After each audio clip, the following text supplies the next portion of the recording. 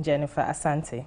She's a medical doctor and a physiotherapist. Dr. Asante, you're welcome to the consulting room. Thank you. And then also we have with us Elder Samuel Otting. We've seen him here once, and he's here with us again. He's the Regional Director of the Greater Accra West Region of the Environmental Protection Agency. You see what I mean when I say we have the best people to talk about these things. So we're here, we're going to be talking about water quality and its effects. Elder, you're welcome. Thank you. Dr. Asante, you're welcome again. Thank you very much. So we'd like to hear from you. So send in your questions, your comments as we go along in the conversation. And we'll be right back. Please stay tuned.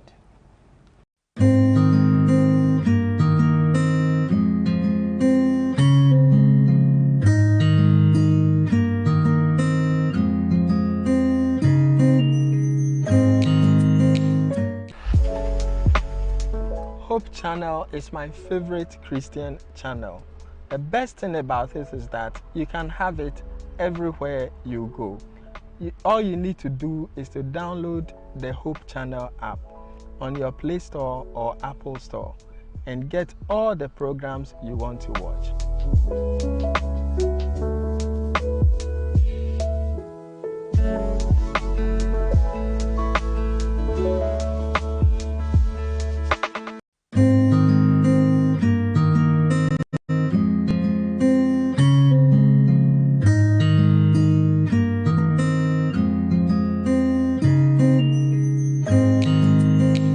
Welcome back to the consulting room. As we said earlier, today we're talking about water, the qualities of water and its effects on us. So I'll start with Dr. Asante. Water quality, what exactly is it when we talk about water quality? Okay, so thank you for having me in your studio. Yeah. When we talk about water quality, it means that the characteristics of water that makes it suitable or unsuitable for its intended use. Okay. We have various uses for water. It may be used for human consumption, may have industrial use, may be used for recreational purposes. And all these may have different characteristics. So what makes water quality is it good for its intended use? If you are using it for human consumption, is it good for human consumption? Is it good for agriculture? Is it good for recreational purposes? So these qualities or these characteristics are what we term as water quality. Okay. Okay. Elder, do you have something to add? Yeah, thank you very much, Doc. Let me take the opportunity to thank our viewers and all colleagues, especially my family and all the people in the Environmental Protection Agency. Yes, I just want to maybe say something addition to what he said. Talk of water quality from the perspective of EPA. We are talking of the physical, the biological, and the chemical composition or characteristics of the water. Whether, like she said, the content in terms of physical parameters, they are okay. In terms of biological parameters, they are okay. And in terms of the chemical composition, whether it is okay. Like she said, whether it is good to for drinking purposes, for production, for cooking, and for whatever.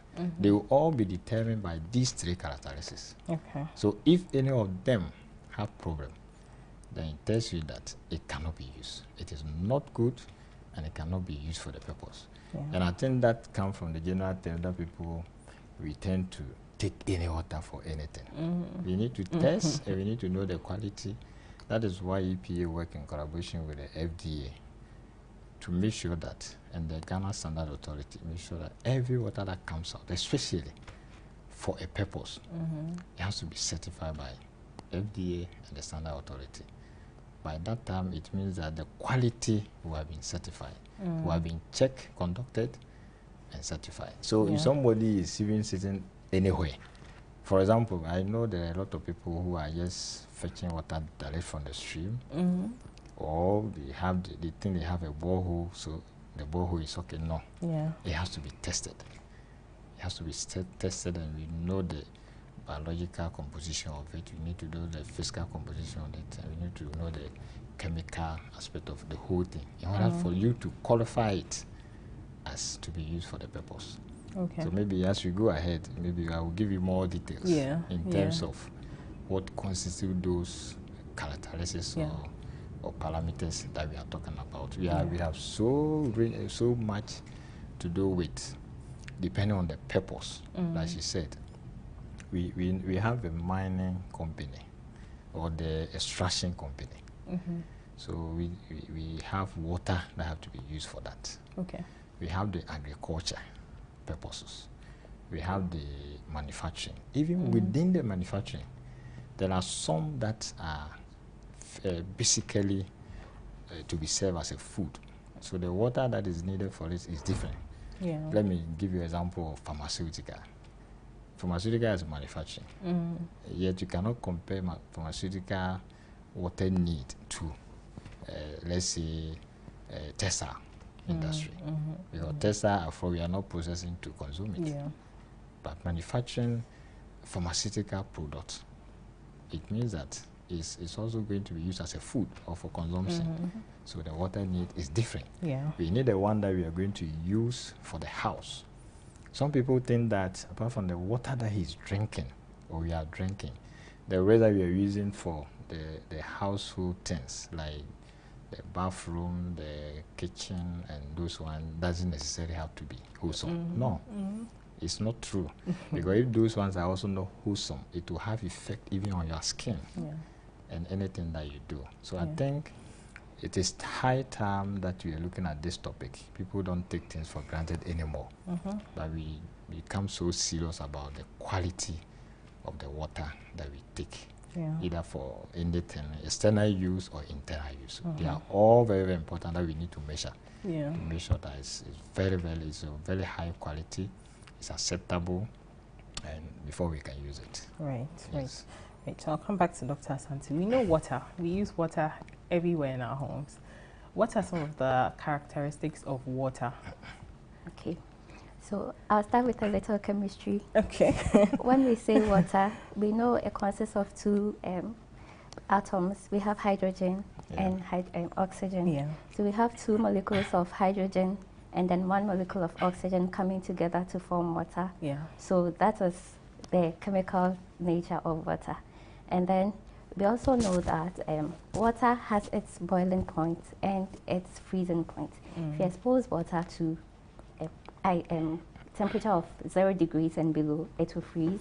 If you expose water to temperature of 100 degrees and above, it begins to boil and change to another form. So that's another property of water or characteristic of water that we know. And then we also know that water is able to dissolve a lot of substances. Some people say water is a universal solvent. It's actually not entirely true because even though water can dissolve a lot of substances, when you take oil, for instance, if you add oil to water, you realize that the oil settles on the surface, so it doesn't really dissolve it. So that's why I say that it's not entirely true. And then also water, it's able to adhere to a lot of substances. And so when you pour water, you realize that it begins to soak, which is why it's also able to dissolve a lot of substances because it's able to adhere to these substances. And then water is known to have its natural pH. So it's known that water can be slightly acidic. So research says that the pH of water is between 6.5 to about 7, some say 7.5. So that's the naturally occurring water, that's the pH that it has.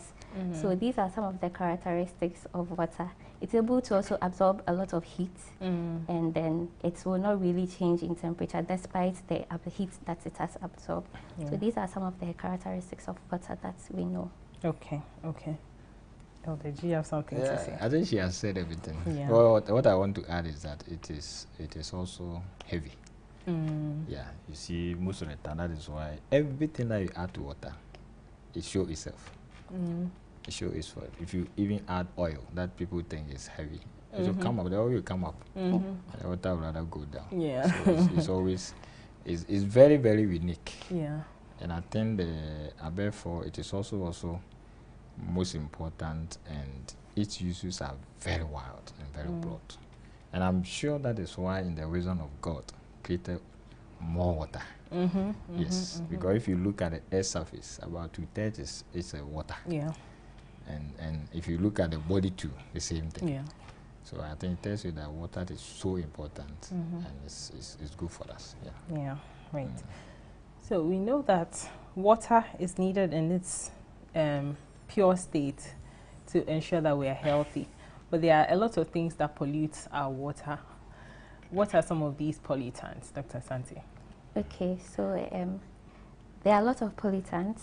We can talk about human actions or waste from human beings. So our wastewater, if we don't have a proper drainage system, it may seep into our water bodies, thereby contaminating it by exposing it to some microorganisms which are not healthy. And then also we have agriculture. Sometimes our agricultural processes can pollute our water bodies. For instance, with the use of pesticides and weedicides, these contain a lot of chemicals which are not safe for human consumption. And then when we use these chemicals for our plants, let's say it rains, it washes these pesticides or chemicals into our water bodies, thereby exposing these bodies to these harmful chemicals. And then also, if we are not disposing our industrial waste appropriately, it's also let these wastes pollute our water bodies, which may not also make them unsafe for human consumption. So these are some of the ways in which we pollute our water bodies.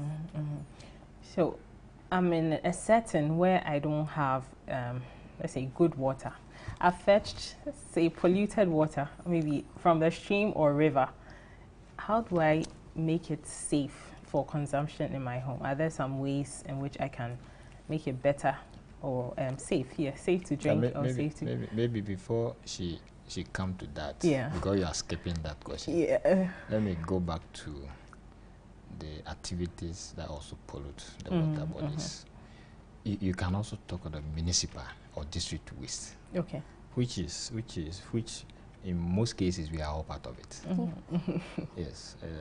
One way or the other, most houses you hardly see people doing a very good sockaway system or a very good septic system. Sometimes I'm told people even just leave the fecal matter direct into drains, into gutters, throwing away rubbish and everything into the especially the open, when it's raining. Yes, when it's raining into the open. So this is a major cause. Yeah. And that one creates what you call the fecal matters. So when you test the water and the fecal matter, that is even dangerous for our life. So I think it's a wake-up call. That's why I said this topic, I'm so happy, because it's open up for everybody that whatever you do, the most important thing is that, you know, water as it is not concentrating in one area. You see the water here, tomorrow it is about 2-3 miles away. So even if you think what you are doing is not going to affect you, it may affect somebody somewhere. So we need to be very, very careful. So this municipal waste is very dangerous. One thing that she also talked about that I'm so much also touched is the use of pesticides and chemicals, especially in the farming communities. We think that they are producing food for us. No, it's not just food, but the food has to be produced in a very good environment, in a very controlled environment, where all whatever the PPLRZ, the Ministry of Agriculture, they have people who have been trained to teach the farmers or to guide the farmers on how to apply these chemicals and the pesticides. They need to follow it. Unfortunately, so many people don't do it. So they do it anyhow, especially those who farm very close to water bodies. And these days, whether we like it or not, so many people are doing that. Those who are doing the vegetables and those who are doing a lot of farming, like tomatoes, the cabbages and lettuce and all those things. Most of them are very close. So we don't use it appropriately. We are not saying it should not be used. It should be used appropriately in the correct dosage, correct time. Even the spraying, you need to spray it at a point in time, not any time or not anyhow. Then how you have to do that. I think the other source that you also need to talk about is the activity by heavy industrial extraction industry. The extraction industry. A lot of people do sand winning. A lot of people are doing gravel winning. A lot of people are doing mining, be it legal or illegal. But I can assure you that for the legal mining, we are able to manage them and control them. But for the illegal, they do anything and just pollute the water bodies with mercury most of the time. And mercury getting into the water body is very serious because it's a heavy metal. And once heavy metal gets into water body, it's very, very serious. Okay. And we need to be very, very careful. So I think there are quite a number of others that we do, but I just want to narrow it down to this. The industry, sometimes also if probably EPA and other regulatory agencies are not watching so much, they may also be a culprit. Yeah. And they may discharge the waste untreated. You know, because of the way water is so essential to human beings, we do not allow industries to discharge raw water into the environment. No. All industries are enjoying or diluted and treated and legally binding to treat the water to acceptable level. Maybe I will come to that. Yeah. You have to be treated to acceptable level, which has been accepted by the WHO, which we are part. The agency of Ghana, for that matter, has also adapted the report or the guideline or the standard of the WHO. And we also have our standard, Ghana. We also have our standard. So whatever water you want to discharge, you call it discharge into the external environment. It has to meet that standard. Okay. If it doesn't meet it, the industry will be closed down and they will be asked to treat to meet it. It doesn't matter the level of the industry, how high you are, whatever you are producing. And I'm witness to that where so many companies have been directed to cease operation and go and treat it to the level before they come in. The pH that she mentioned, the pH can never be more than between, people talk of average of 7.5, which may be so difficult to get it all the time. So there's always allowance. So we give ourselves like 7 to 8 to 9. Okay. So between that, you should not go above, neither do you have to go below. Because if you go below, it is acidic. Yeah. If you go high, it's also alkaline. So it means that you have to treat it so that you are in between, naturally, for us to get a base in order for it to get this thing. So if you don't meet it, they are directed, sometimes immediately. Sometimes they are directed to immediately cease, treat it or do it and make sure that you meet all those parameters before you carry on. Because if you don't do that and you discharge, it may be polluting the water body, and that is also not good for our consumption.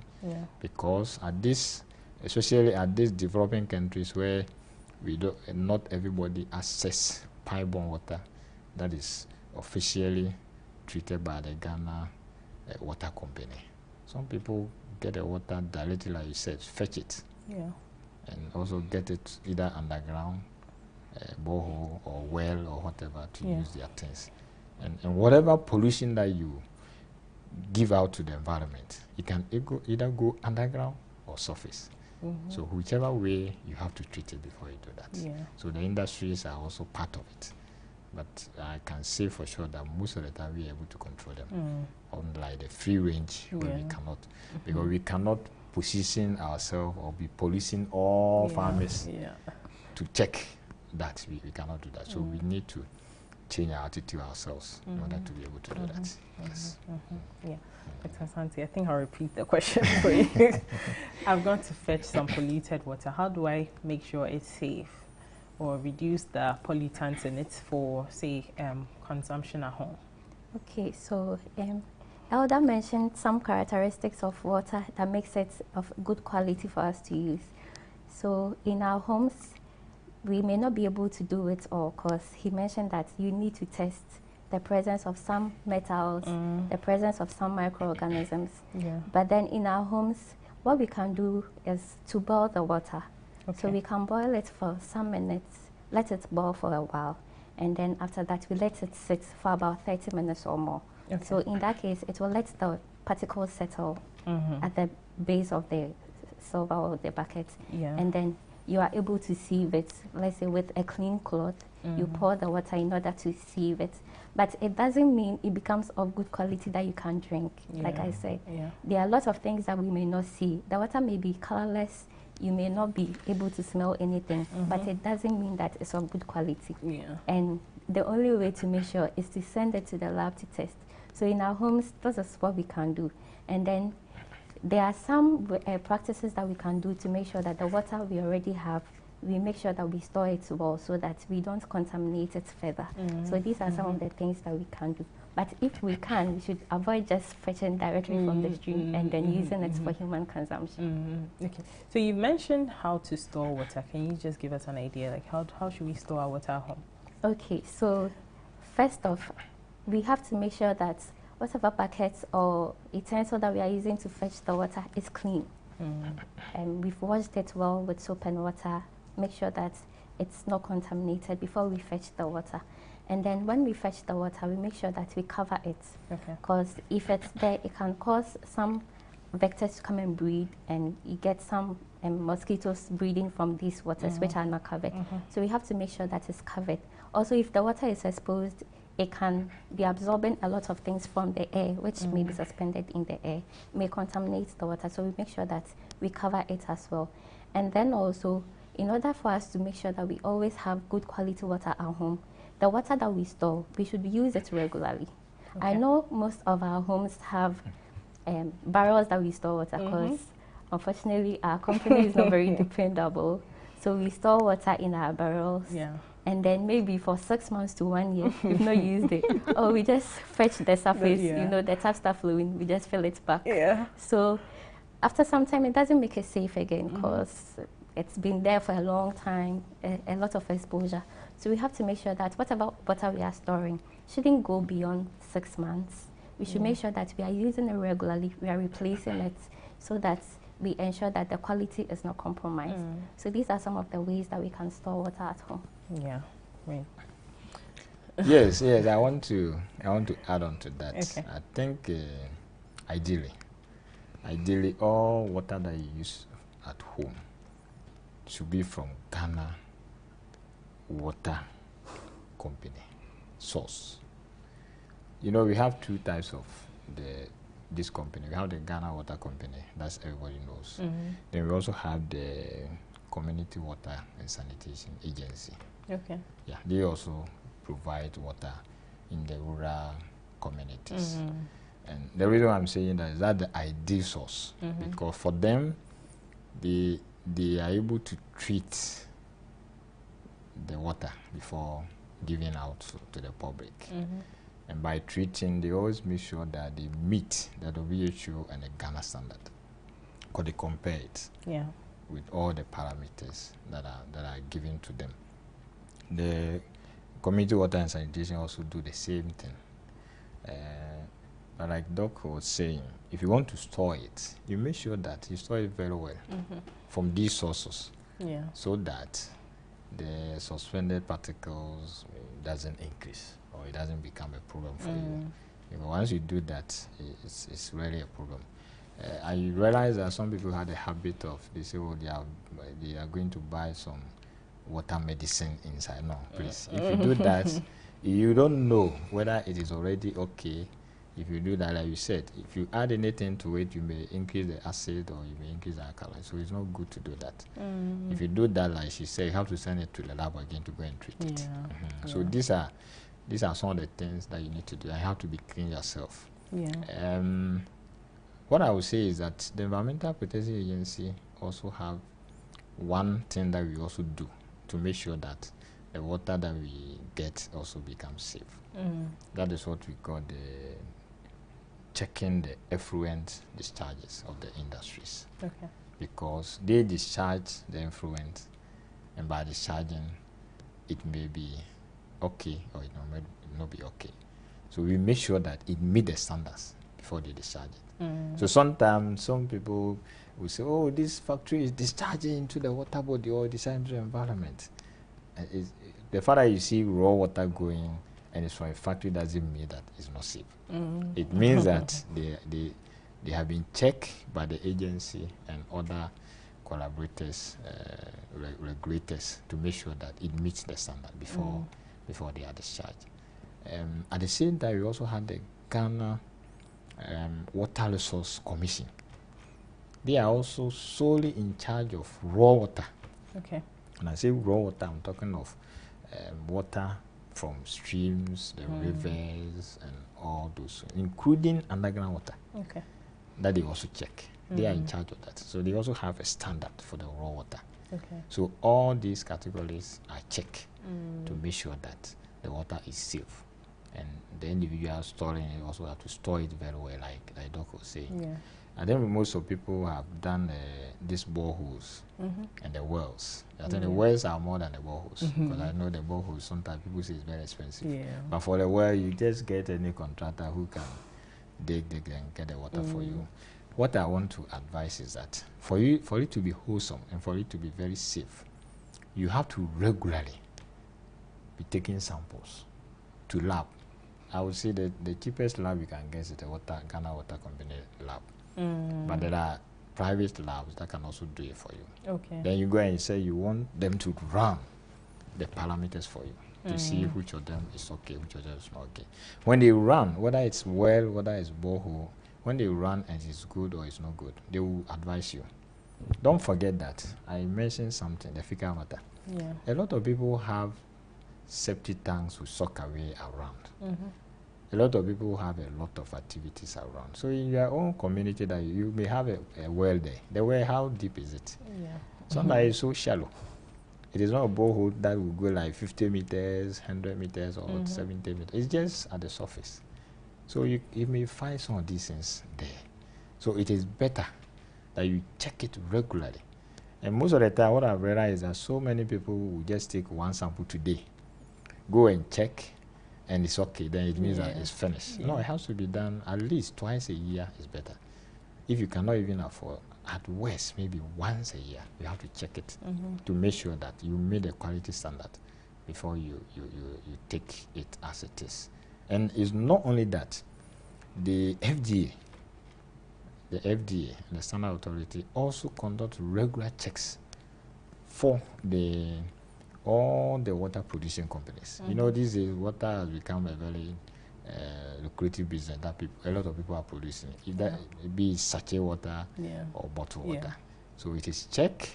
So you buy it, when you buy it, you make sure that their logo is on it, that having been approved by FDA and other regulatory agencies to make sure that it is safe, because they go there all the time to check them. In their monitoring report, even to the agency EPA, especially the bottled water companies, we make sure that they report quarterly the quality levels to us to make sure that it meets the standard. And I can assure you that some of these reports you cannot cook. Yeah. You know, the parameters speak to each other. So once you try to cook, you'll be caught. Yes. So, and it's not only then that report, we also pick samples regularly. Even today, when I didn't know I was going to a company to go and pick samples. But when I went to office, there was an emergency. So we quickly rise there. We went there to pick samples to come and check ourselves. So imagine if yesterday the company has reported wrongly. Yeah. You see value between us and them. Very wild value. Then it tells you that you were lying or you're just cooking stories to us. So I think these are some of the things that are being done systematically and by regulators and others to make sure that we control the water quality to the very best standard that would be more safe to people. Yeah. But I think we all agree that not everybody have access to these sources of water. Yeah. And some get it direct from the streams and direct from the rivers and what have you. For other sources, for other uses or activities, you go to the village, sometimes they fetch it, that's what you used to bath. Yeah. And they are all issues. So I think that, like she said, you want to fetch the water, you make sure that you treat it well. At least for nothing at all, you can boil it. You can boil it. Yeah. You can keep it in a very clean barrel or bucket or whatever it is, and make sure that it is very safe. You see, the raw water that you fetch, sometimes if you don't treat it and you put it there, a day or two, you see the particles down there. So it tells you that if you have used it raw, it will have been serious for you. So I think these are some of the things that we need to do. Yes. Well, so talking about the regulatory bodies, sometimes we don't have water coming through our taps for so long, so we tend to buy from the people who sell it in the trucks around. Who is regulating them? Because sometimes I wonder, these tanks, how long have they kept water in them? Do they clean them at all? Yeah, in fact, that is a very gray area or new area. I would say that the assemblies are in charge of those ones. Okay. Yeah, because the FDA, I'm sure the FDA also check them. Yeah, but for the agency, we don't go there, honestly. But I think those from the tankers and this and are supposed to fetch from a very good source. So I think here too the business come in. If you don't do that and you are caught, you'll be dealt with. So because of that, you know, there are two ways. Those we have the dirty tankers that fetch for construction activities, and we have the clean tankers that's supposed to fetch direct from either Ghana Water Company source or the community water and sanitation source, which is treated to be to the houses or the homes for use. So if you don't do that, they go and fetch somewhere. It is very difficult to know anyway. But I think that their customers will be a better judges to know whether this water is clean or is dirty or whatever it is. So I think I'm sure all of them are very disciplined and they need to do the right thing, because a lot of them are for construction activities. Yes, but these days people also fetch it and put it in their tank and make sure that they use it once they are not getting the sources from the Ghana Water Company, and they don't have the borehole or the well either. If you don't have enough of them, then that will be the only source that you can also use. So the assembly need to also set up and make sure that they regulate them very well in collaboration with the FDA and the standard authority, so that we check their standard too. Like you're saying, maybe one or two occasions their tankers will have to be checked by them, and I'm sure they do that. Yes, I'm sure they do that. Okay. So we mentioned the physical, biological, chemical parameters. Is it the Ghana Water Ghana Water Company that's in charge of checking these things? Yes, it's not Ghana. In fact, the Ghana Water Company Limited is also being checked by the regulators. Okay. Because they are not regulator. Okay.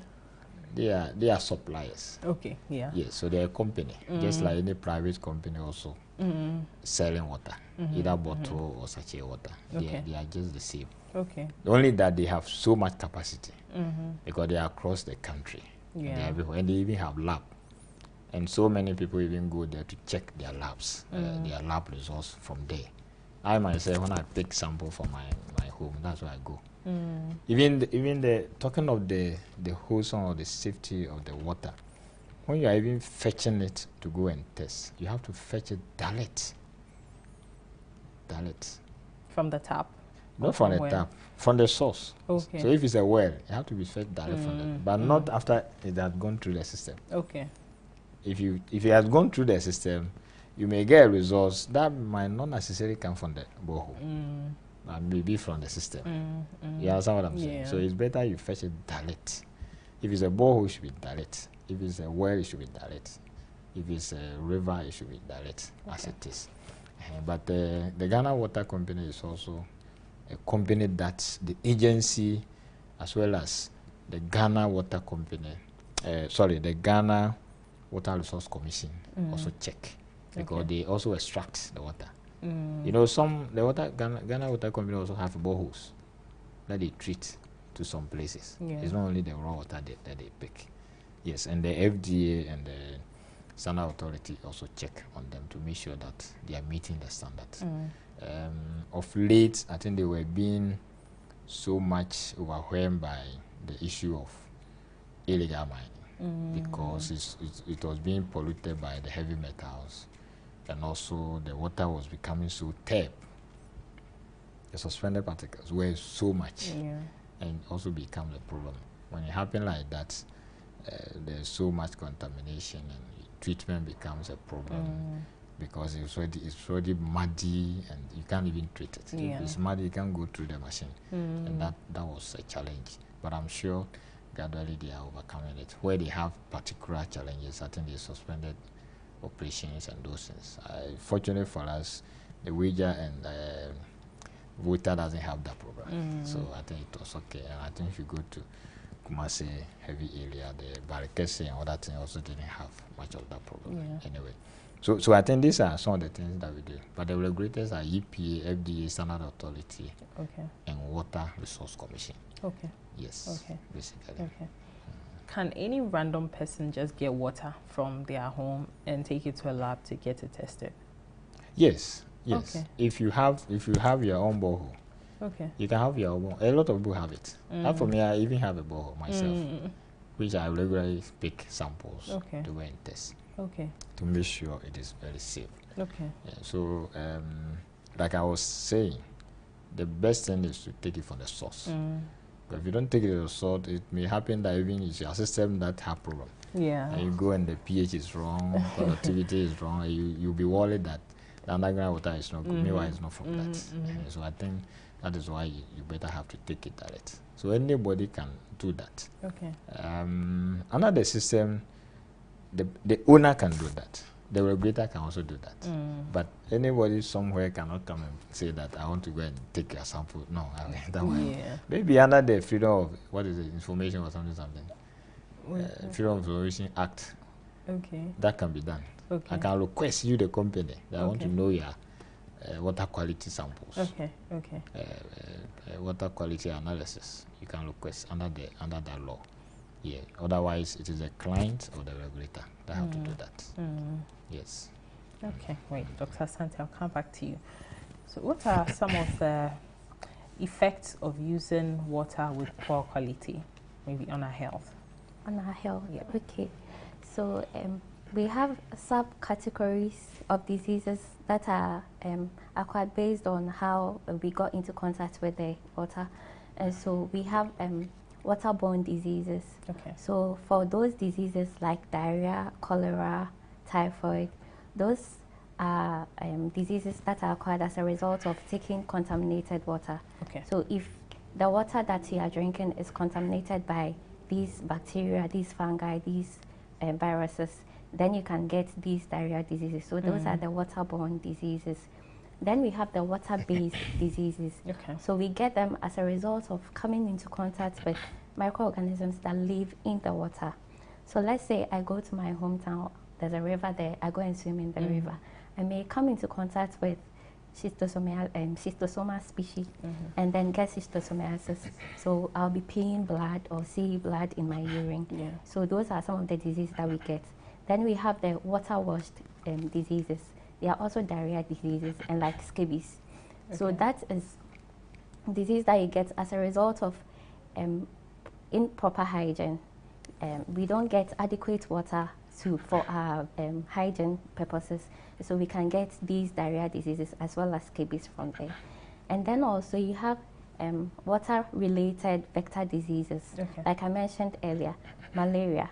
So the mosquito organism needs water or stagnant water, or the vector needs to breathe in water for the life cycle to continue. Yeah. And so if they get these stagnant waters, then they are able to breathe, and then you get these malaria and then yellow fever as well. And then these days too, there are a lot of heavy metals that we find in our water bodies. Yeah. And these can cause a whole lot of diseases that affect most systems in our bodies. Some can cause cancers, especially arsenic. If you get exposed to arsenic for a very long time, you can get some of these cancers, some neurological diseases, and even pregnant women. If you are pregnant, you get exposed to some of these metals, which may not be safe for consumption. You Yeah. may give birth and your child may suffer from some cognitive impairments. So we need to be careful of that as well, Yeah. because these causes a lot of problems to our health. So those are some of the health-related diseases that we can get. Right. Thank you. Elder? Yeah. I just want to maybe add something to what Doc has just said. I think especially touching on the heavy metals, it is very dangerous. You wouldn't know. So that is why I remarked earlier and said that let us try as much as possible to know the source of the water and the quality of it. The physical, the biological, and the chemical component. Let us know before we take in. Yes, so many people will start talking of cost. But the cost of preventing something is better than cost of treating it. Yeah. And even the treating, you wouldn't know whether it will be treated or not. And that is a problem. Like she mentioned a lot of this thing. These heavy metals, you can get it from so many sources. The mercury, those in the villages and far away, and those ones, you don't know. Maybe there are some mercury there. The zinc, the what do you call it? The nickel and the Lead. so many lead. So if lead, for example, it is very dangerous. It's only a dangerous thing. I think if you remember the last I requested that if you can talk about lead. Yeah. It is very, very dangerous. The lead is killing a lot of people, especially children. When they are exposed to lead, it is very dangerous. And I think maybe Doc didn't want to be so emphatic, but I want to tell you that even the literature and the books and so many tells that the kidney and the liver and the intestinal damage, most of them, they are caused by these heavy metals because of that. So we need to be very, very serious when the kind of water that we are taking in. And, you know, the water quality, for you to say this is correct or is this complete, is a whole lot of things. It's the composite of all the parameters. It's not just one. So they may not be heavy metal, but the pH may not be good. You understand? The pH I learned medically, if it's not correct, especially if it's low or it's so high, and you take it, you even become so fatigued most of the time. Yes, even to the level of sometimes becoming headache and all those things. Yeah, you can get it. If it maybe so I think we need to look at the pH critically. We need to look at the turbidity. We need to look at the DO and the BOD, the dissolved oxygen and the BOD. They are all very, very important because, you know, most of the diseases are also not even direct. We may not get it direct, but we may get it from the aquatic life that we have. And you know, the DO, the BODs and conductivity and all those things affect the water. What's that? What's BOD? Biological oxygen demand. Okay. You understand? It is something that is needed in the water. Okay. And the DO, dissolved oxygen. Okay. The amount of oxygen that the water requires. Okay. You understand? Yeah. Conductivity and all those things. If they are all not correct, the balance is not correct. It affects the fishes. It's not only the fish, aquatic life itself. Okay. The weeds and everything there in the water are affected. So if these things are not correct and the fish is taken and this thing, it also affects human beings. Definitely. If you also go and take it, it affects you. Yeah. So you see, it's a composite of the whole thing. It's parameters, you can run them in so many. And you have to make sure all of them are correct. Maybe that's what I wanted to show, but it looked like maybe there was this thing. So the conductivity, the color, the pH, even the temperature, the TDS, TSS, BOD, COD, the level of ammonia, nitrate, nitrogen, oil and greasing. You know, there's a way of checking to know whether there's oil and greasing even in the water. In this era that we are, so many people do servicing at our magazines, our fitting shops, and whatever. It rains, it carries everything. You go to some place, there's nothing to check all those things, to take it away. So they are all bust up together and get into the river body. Or it goes into underground water. The level of nitrate, the level of sulfate, the sulfide, so many of them. So we need to know all that. So because of that, if you look at the standard that have been developed by the Ghana Environmental Protection Agency as Ghana standard, we have the effluent for each of the sectors. So we have it for the extraction industry, we have it for the manufacturing industry, we have it for agriculture, we even have it for washing bays. Okay. Yes, we have it for washing bays. We have it for the hospitality industry. You know, somebody will say, they will say, what do they pollute? They pollute. You know, the water that is used at the kitchen, the water that is used at the bathroom, the water that is, even the runoff. People come and park so many cars. Some companies, some hotels have like about 200 car park. And all the cars come and park there. There may be oil leaking somewhere.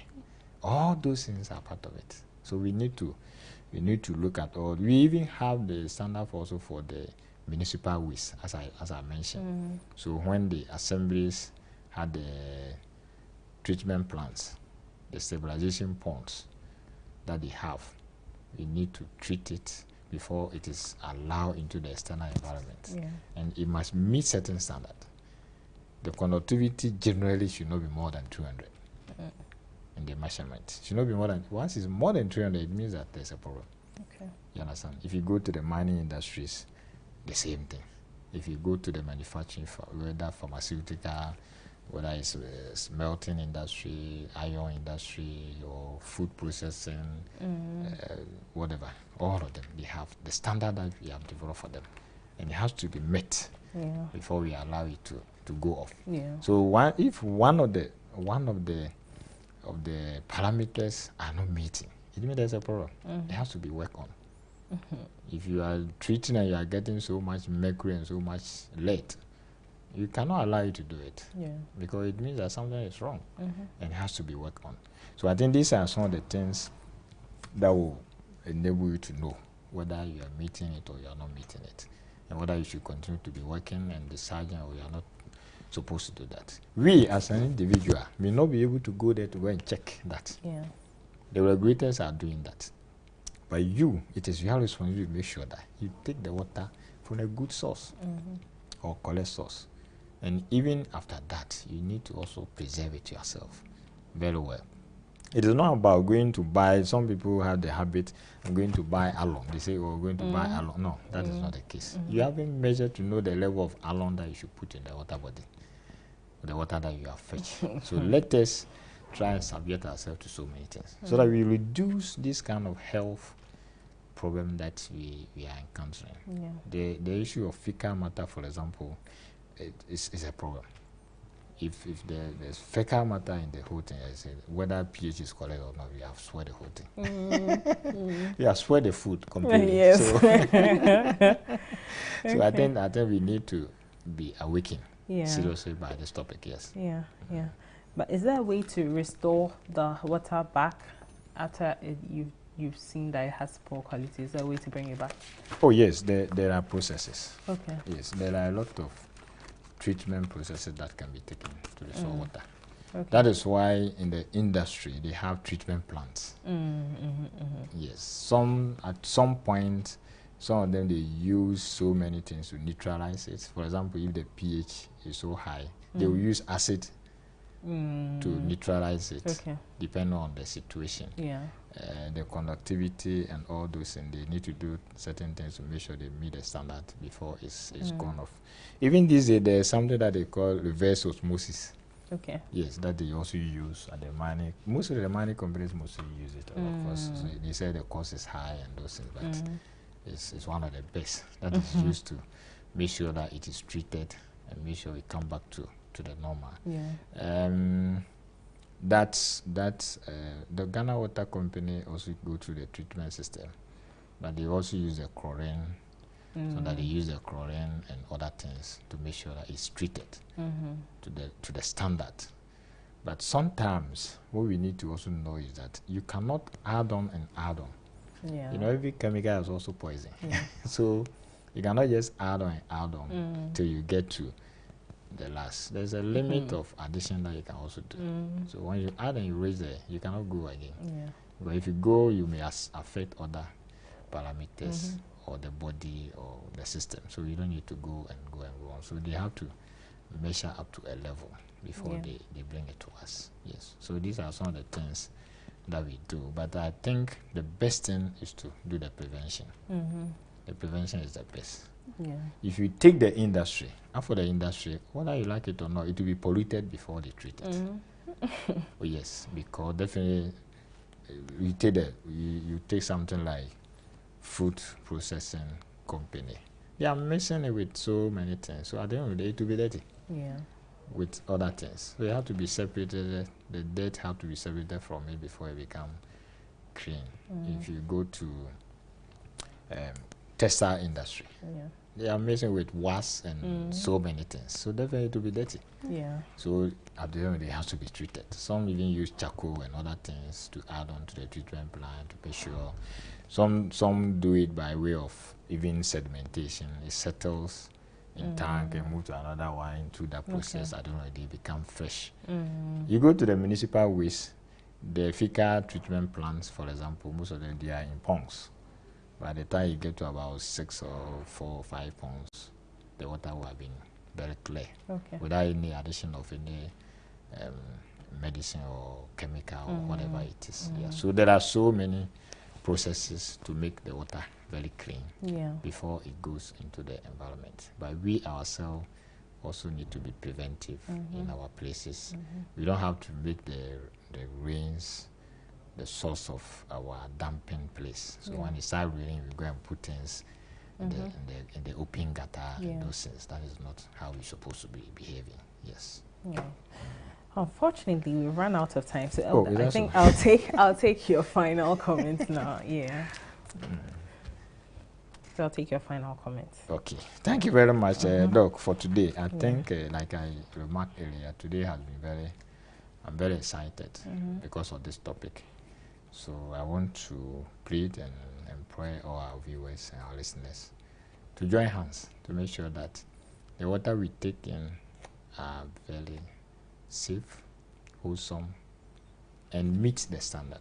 Yeah. But we can do that by all of us beginning to change our attitude. The whole issue of environmental stewardship is attitudinal change. It is not one person that is creating the problem, all of us. If you are not creating problem here, you may be doing it somewhere. That reminds me of somebody who came and reported of a noise. You were trying to address the noise. When we tried to follow the person to go and address the noise, the pollution, the vehicle emission from his car was so much that it was more than the noise. So we have to stop the noise and deal with this pollution from the car, the vehicle emission. So I think that let us all wholly begin to see where we are taking our water from, what we are doing ourselves to make sure that the water levels are not polluted and become very wholesome for everybody, for future and our prosperity. Yes. Thank you so much. This has been very educative. Dr. Asante, I'll take your final comment. Okay, so we all know water is life. And so getting a good quality water is an important thing that we cannot overlook. Water pollution has become a headache for the whole world, if I should say. And so we have to make sure that we are protecting our water bodies. And we as individuals, we make sure that what we are doing to our various water bodies, even if they don't harm us, they don't harm the next person in the next village or the next town. So we should make sure that we put these practices that we've talked about into use so that we protect our water bodies. And it goes a long way to protect all of us as well. Thank you so much. Viewers, I hope you enjoyed the show. Let's protect our water bodies. We all have a role to play to make sure that our water has the best quality. Thank you so much for joining us today on the Consulting Room. Have a good night, and we hope to see you again soon.